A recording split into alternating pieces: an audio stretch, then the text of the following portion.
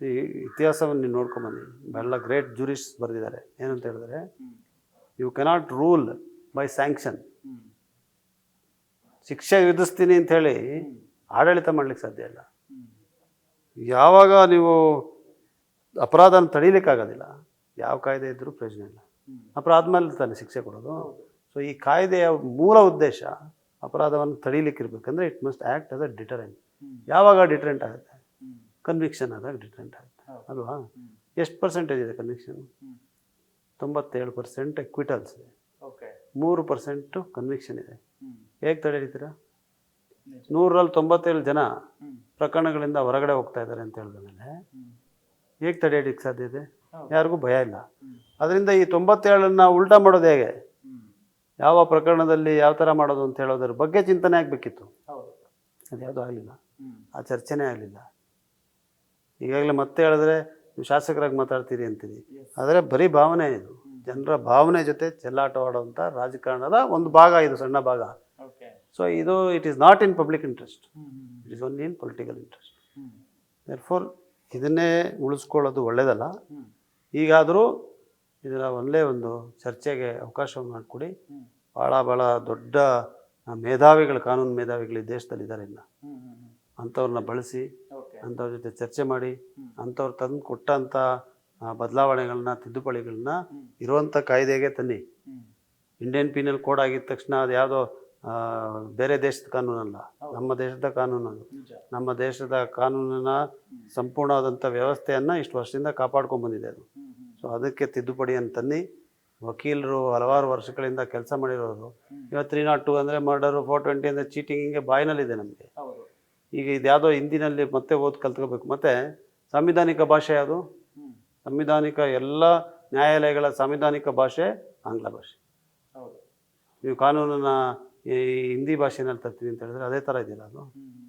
ಅದರಿಂದ ಇದನ್ನೆಲ್ಲ ಬಿಟ್ಟು, ಕೈ ಬಿಟ್ಟು ಒಳ್ಳೆಯ ಒಂದು ತಿದ್ದುಪಡಿಗಳನ್ನು, ಒಳ್ಳೆಯ ಒಂದು ಮುನ್ನಾಲೋಚನೆ ಇರುವಂಥ ಕಾನೂನುಗಳನ್ನು ಇರುವಂಥ IPC CRPC ತಂದಿರೋದು ಸೂಕ್ತ ಇತ್ತು ಅನಿಸ್ತದೆ. ಓಕೆ, ಈ ಒಂದು ಕಾನೂನು ಬದಲಾವಣೆ ಆಗಿದ್ದರಿಂದ, ಹೊಸ ಕಾನೂನುಗಳು ಜಾರಿಗೆ ಬಂದಿರೋದ್ರಿಂದ ಈ ಲಾ ಓದ್ತಾ ಇರುವಂಥ ವಿದ್ಯಾರ್ಥಿಗಳಿಗೆ ಒಂದು ಕನ್ಫ್ಯೂಷನ್ ಆಗಲ್ವಾ ಸರ್ ಮುಂದಿನ ದಿನಗಳಲ್ಲಿ ಅಂತ? ಸರ್, ಲಾ ವಿದ್ಯಾರ್ಥಿ, ನಾವೆಲ್ಲರೂ ಕೂಡ ವಿದ್ಯಾರ್ಥಿಗಳೇ, ಜೀವನ ಪೂರ್ತಿ ವಿದ್ಯಾರ್ಥಿಗಳೇ. ನಾನು 27 ವರ್ಷ ಇವತ್ತು ವೃತ್ತಿಯಲ್ಲಿ ಮುಗಿಸ್ತವನು. ನನಗೆ ಕನ್ಫ್ಯೂಷನ್ ಆಗಿಬಿಟ್ಟಿದೆ. ಇನ್ನು ಪಾಪ ಕಾಲೇಜ್ನಲ್ಲಿರೋರ್ಗೆ ಏನಾಗಬೇಕು, ಹೊಸದಾಗಿ ವೃತ್ತಿಗೆ ಬಂದವ್ರಿಗೆ ಏನಾಗಬೇಕು, ಇದನ್ನೆಲ್ಲ ಯಾವುದನ್ನು ಅವರು ತಲೆ ಕೆಡಿಸ್ಕೊಂಡಿಲ್ಲ. ಅದರಿಂದ ಈಗಲ್ಲ ನಾನು ಹೇಳ್ದಂಗೆ ಪದೇ ಪದೇ ಹೇಳಿದ್ರೆ ಚೆನ್ನಾಗಾಗಲ್ಲ. ಇದರ ಮೂಲ ಉದ್ದೇಶನೇ ಬೇರೆ. ಆದರೆ ಈಗ ಚುನಾವಣೆ ಮುಗಿದಿದೆ, ಮತ್ತೆ ಸರ್ಕಾರ ರಚನೆ ಆಗಿದೆ. ಅದರಿಂದ ಹೊಸ ಸರ್ಕಾರದಲ್ಲಿ ಮನವಿಯನ್ನು ಮಾಡ್ತಾ ಇದ್ದೀನಿ, ದಯವಿಟ್ಟು ಇದ್ರ ಬಗ್ಗೆ ಮರುಪರಿಶೀಲನೆ ಮಾಡಿ ಅಂತ. ಇನ್ನು ಹೊಸ ಕಾನೂನು ಆರೋಪ ಹೊತ್ತಂತವರಿಗೆ ತುಂಬಾ ಹೆಲ್ಪ್ ಮಾಡುತ್ತೆ ಅಂತ ಅನ್ಸಲ್ವಾ ಸರ್? ಗೊತ್ತಾಗಿಲ್ಲ, ಹೊಸ ಈ ಹೊಸ ಜಾರಿಗೆ ಬಂದಂತ ಕಾನೂನು ತಪ್ಪು ಮಾಡಿದಂಥವ್ರಿಗೆ ಹೆಲ್ಪ್ ಮಾಡುತ್ತೆ ಅಂತ ಅನ್ಸಲ್ವಾ? ಅಲ್ಲ, ನಾನು ಅದಕ್ಕೆ ಉತ್ತರ ಕೊಡೋಕ್ಕೆ ಸಾಧ್ಯ ಇಲ್ಲ. ಯಾಕಂದರೆ ಅದು ನಾನು ಅಷ್ಟೊಂದು ಓದಿಲ್ಲ ನಾನು ಇನ್ನು ಕಾನೂನನ್ನ. ಇನ್ನು ಮೇಲ್ನೋಟಕ್ಕೆ ಏನು ತಿದ್ದುಪಡಿ ತಂದಿದ್ದಾರೆ, ಏನು ಬದಲಾವಣೆ ಆಗಿದೆ ಅಂತೇಳಿ ಭಾಳ ಕುತೂಹಲದಿಂದ ನೋಡಿದ್ದೀನಿ ಹೊರತು ಇದಕ್ಕೆ ಉತ್ತರ ಕೊಡಬೇಕಾದ್ರೆ ಹೊಸ ಕಾನೂನು ನಡಿನಲ್ಲಿ ಪ್ರಕರಣಗಳು ನಡಿಬೇಕು. ಅದರಲ್ಲಿ ನಾವು ವಾದಗಳು ಮಂಡಿಸೋವಂಥ ಅವಕಾಶ ಸಿಗಬೇಕು, ಟ್ರಯಲ್ಗಳು ನಡೆಸೋವಂಥ ಅವಕಾಶ ಸಿಗಬೇಕು. ಆಗ ಮಾತ್ರ ಗೊತ್ತಾಗುತ್ತೆ ಹೊರತು ಬರೀ ಓದಿ ಒಂದು ಕಾನೂನು ಈ ರೀತಿ ಆಗ್ಬೋದು, ಆ ರೀತಿ ಆಗ್ಬೋದು ಅಂತ ಹೇಳೋಕ್ಕಾಗಲ್ಲ. ಆದರೆ ನಾನೇನು ಹೇಳ್ತಾ ಇರೋದು ಅಂದರೆ, ಇಂಥ ಒಂದು ದೊಡ್ಡ ಬದಲಾವಣೆಗೆ ನೀವು ಕೈ ಹಾಕಿದ್ದೀರಲ್ಲ, ಅದನ್ನು ನಡೆಸಿರೋ ಪ್ರಕ್ರಿಯೆನೂ ಸರಿಯಿಲ್ಲ, ಉದ್ದೇಶನೂ ಸರಿಯಿಲ್ಲ. ಕೊನೆಯದಾಗಿ ಅದರಿಂದ ಸಿಗಬೇಕಾಗಿರುವಂಥ ಪರಿಣಾಮ, ಅದರಿಂದ ಸಿಗಬೇಕಾಗಿರುವಂಥ ಲಾಭ ಏನು ಶೂನ್ಯ. ಇಷ್ಟೇ. ಹೊಸ ಕಾನೂನಿನ ಪ್ರಕಾರ ಉಪವಾಸ ಸತ್ಯಾಗ್ರಹ ಮಾಡಿದ್ರು ಕೂಡ ಆತ್ಮಹತ್ಯೆ ಕೇಸ್ ಅಂತೆ ಸರ್. ಅಂದ್ರೆ ಪ್ರತಿಭಟಿಸುವ ಹಕ್ಕನ್ನ ಕಿತ್ಕೊಂಡಂಗೆ ಆಗಲ್ವಾ ಅಂತ? ಅಲ್ಲ, ಈಗ ಆತ್ಮಹತ್ಯೆನೇ ಡಿಕ್ರಿಮಿನಲೈಸ್ ಮಾಡಿದ್ದಾರೆ.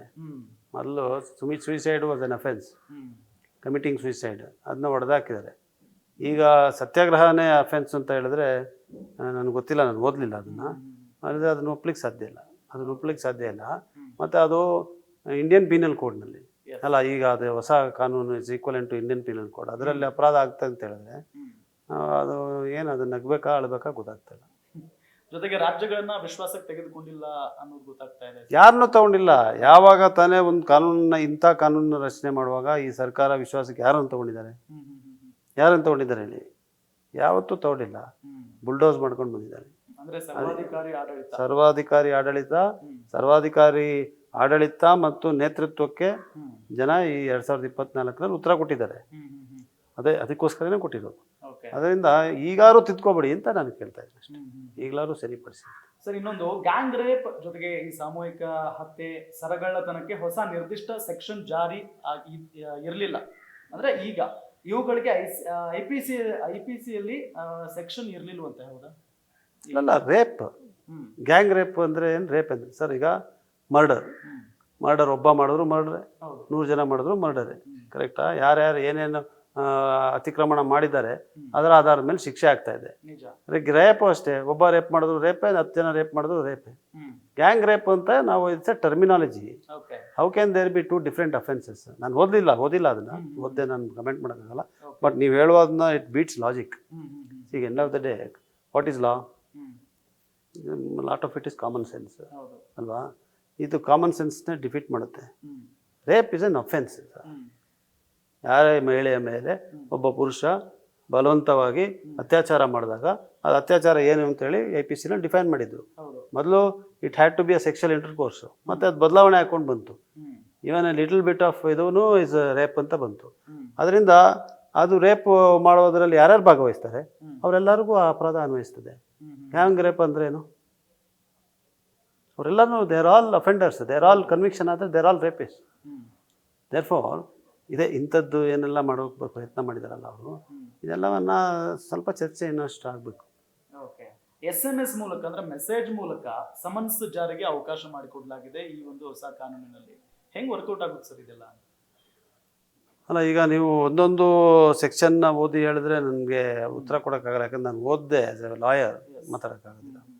ಆದರೆ ಇವತ್ತು ಬದಲಾಗ್ತಾ ಇರುವಂಥ ಒಂದು ಟೆಕ್ನಾಲಜಿಕ್ ಅಡ್ವಾನ್ಸ್ಮೆಂಟ್ನಲ್ಲಿ ನಾವಿನ್ನೂ ಮೊದಲಿನ ಥರ ಅವ್ರು ಯಾರೋ ಪೊಲೀಸ್ನವರು, ಕೋರ್ಟ್ ಪೊಲೀಸು ತಗೊಂಡೋಗಿ ಅವನ್ನ ಮನೇಲಿ ಹುಡ್ಕೊಂಡು ಸೈಕಲ್ ತುಂಬ್ಕೊಂಡೋಗಿ ಸಮನ್ಸ್ ಸರ್ವ್ ಮಾಡಿ ಅವ್ನು ಬರಬೇಕು ಅಂತ ಹೇಳೋದನ್ನು ಕೂಡ ನಾವು ಎಕ್ಸ್ಪೆಕ್ಟ್ ಮಾಡೋಕ್ಕಾಗಲ್ಲ. ಟುಡೇ ಎಲೆಕ್ಟ್ರಾನಿಕಲಿ ನಾವು ಕಮ್ಯುನಿಕೇಷನ್ ಇದೆ, ಇಮೇಲ್ ಇದೆ, ವಾಟ್ಸಪ್ ಇದೆ. ಬಟ್ ಯಾವುದೇ ಇದ್ದರೂ ಕೂಡ ಅದು ಅವ್ರಿಗೆ ಮುಟ್ಟಿದೆ ಅಂತ ಹೇಳೋದಕ್ಕೆ ಆಧಾರ ಇರುವಂಥ ಒಂದು ರೀತಿಯಲ್ಲಿ ಸರ್ವಿಸ್ ಆಗಬೇಕು. ಅಷ್ಟಿದ್ರೆ ಸಾಕು. ಈಗ how summons can be served to SMS ಅಂದರೆ ನನಗೆ ಗೊತ್ತಿಲ್ಲ ಅದು. ಆದರೆ SMS ಅವ್ರಿಗೆ ತಲುಪಿದೆ ಅಂತ ಹೇಳೋದಕ್ಕೆ ಯಾವ್ದಾರು ಒಂದು ಆಧಾರ ಬೇಕಲ್ಲ. ನಾಳೆ ಬಂದಿಲ್ಲ SMS ಅಂತ ಹೇಳ್ತಾರೆ ಅವ್ನು ಬಂದು, ಅದರಿಂದ ಡಿಲೇ ಆಗುತ್ತೆ ಎಂಟೈರ್ ಪ್ರೊಸೀಡಿಂಗ್ಸ್. ಆದರೆ ಬಹುಶಃ ಇಮೇಲಲ್ಲಿ ಕಳಿಸಿದ್ರೆ ಡೆಲಿವರಿ ಏನೋ ನೋಟಿಫಿಕೇಶನ್ ಏನೋ ಬರೋವಂಥದ್ದು, ಅಥವಾ ವಾಟ್ಸಪ್ಪಲ್ಲಿ ಬಂದರೆ ಆ ಡಬಲ್ ಟಿಕ್ ಬರೋಂಥ ಗೊತ್ತಿಲ್ಲ ನನಗೆ. ಆ ರೀತಿಯಾಗಿ ಯಾವುದು ಅವ್ರಿಗೆ ಮುಟ್ಟಿದೆ, ಸಿಕ್ಕಿದೆ ಅಂತ ಹೇಳೋದಕ್ಕೆ ಆಧಾರ ಸಿಗ್ತದೆ, ಅಂಥದ್ರ ಮೂಲಕ ಸರ್ವಿಸ್ ಆಗಬೇಕು. Electronic service is already recognised form of service. Criminal ಲಾನಲ್ಲಿ ಅದನ್ನು ಇಂಟ್ರೊಡ್ಯೂಸ್ ಮಾಡಿದ್ರೆ ತಪ್ಪೇನಿಲ್ಲ. ಓಕೆ. ಚಾರ್ಜ್ ಶೀಟ್ ಸಲ್ಲಿಸೋದಕ್ಕೆ ಮುಂಚೆ 90 ದಿನಗಳ ಕಾಲ ಸಮಯಾವಕಾಶ ಆಗಿತ್ತು, ಈಗ 60 ದಿನಕ್ಕೆ ಇಳಿಸಿದ್ದಾರೆ. ತೀರ್ಪು ಪ್ರಕಟ ಮಾಡೋದಕ್ಕೆ 45 ದಿನಗಳ ಒಳಗೆ ತೀರ್ಪು ಪ್ರಕಟ ಮಾಡಬೇಕು ಅಂತ ಹೇಳಿದ್ದಾರೆ. ವಿಚಾರಣೆಗೆ ಇಂತಿಷ್ಟು ದಿನಗಳು, ಅಂದ್ರೆ ವಿಚಾರಣೆ ಇಂತಿಷ್ಟು ದಿನಗಳ ಒಳಗಾಗಿನೇ ಆಗ್ಬೇಕು ಅಂತ ಯಾಕೆ ಮಾಡಿಲ್ಲ ಸರ್ ಅಂತ? ಇಲ್ಲ, ತೀರ್ಪು ಪ್ರಕಟಣೆ ಮಾಡ್ಬೇಕಂದ್ರೆ ವಿಚಾರಣೆ ಸೇರಿತಾನೆ. ಆದರೆ ನೋಡಿ, ಒಂದು ಹೇಳ್ತೀನಿ, ಯಾವ ಕಾರಣಕ್ಕೂ ಮೊದಲು ಚಾರ್ಜ್ ಶೀಟಿಗೆ ಸಮಯ ಇರಲಿಲ್ಲ. ಏನು ಹೇಳ್ತಾ ಇತ್ತು ಅಂತ ಹೇಳಿದ್ರೆ, ಫಾರ್ ಹೀನಿಯಸ್ ಅಫೆನ್ಸಸ್ 90 ದಿವಸ ಒಳಗಡೆ ಚಾರ್ಜ್ ಶೀಟ್ನ ದಾಖಲೆ ಮಾಡಲಿಲ್ಲ ಅಂತ ಹೇಳಿದ್ರೆ, ಆರೋಪಿ ಬಂಧಿತನಾಗಿದ್ದರೆ is entitled for default bail, because prosecution has defaulted. ಆ ಪ್ರಾಸಿಕ್ಯೂಷನ್ ಡಿಫಾಲ್ಟ್ ಇದ್ಕೊಂಡು ಅವನ್ನ ಜೈಲಲ್ಲಿ ಇಟ್ಕೊಳೋದು ಸರಿಯಲ್ಲ, ಅವನನ್ನು ನಾವು ಜಾಮೀನಲ್ಲಿ ಬಿಡುಗಡೆ ಮಾಡಬೇಕು ಅಂತ. ಅದರ ಅರ್ಥ 90 ದಿವಸದಲ್ಲಿ ಚಾರ್ಜ್ ಶೀಟ್ ಮಾಡಲೇಬೇಕು ಅಂತಲ್ಲ. 90 ಸೀಟಲ್ಲಿ ಮಾಡಿಲ್ಲ ಅಂದರೆ 90 ದಿವಸದಲ್ಲಿ ಆತ ಹೊರಗಡೆ ಬರ್ತಾನೆ. ಸ್ವಲ್ಪ ಲೆಸರ್ ಅಫೆನ್ಸ್ ಬಿಲೋ 7 ಇಯರ್ಸ್ಗೆ 60 ದಿವಸ ಅಂತಿತ್ತು. ಚಾರ್ಜ್ ಶೀಟಿಗೆ ಸಮಯ ನಿಗದಿ ಮಾಡಿರಲಿಲ್ಲ 173ನಲ್ಲಿ. ಈಗ ಚಾರ್ಜ್ ಶೀಟಿಗೆ ಸಮಯ ನಿಗದಿ ಮಾಡಿದಾರ, ಅಲ್ಲ ಡಿಫಾಲ್ಟ್ ಬೇಲ್ ಸಮಯನ ಕಮ್ಮಿ ಮಾಡಿದಾರ, ಗೊತ್ತಿಲ್ಲ ನನಗೆ. ಸೊ ಒಂದದು. ಎರಡನೇದು, ಪ್ರಕರಣವನ್ನು 45 ದಿವಸದಲ್ಲಿ ಮುಕ್ತಾಯ ಮಾಡಬೇಕು ಅಂತ ಹೇಳುವಂಥದ್ದೇನಿದೆ, ಅದು ಬಹುಶಃ ಅಸಾಧ್ಯವಾದಂಥ ಮಾತು. ಗ್ಯಾರಂಟಿ ನ್ಯೂಸ್, ಸುದ್ದಿ ಖಚಿತ, ನ್ಯಾಯ ನಿಶ್ಚಿತ.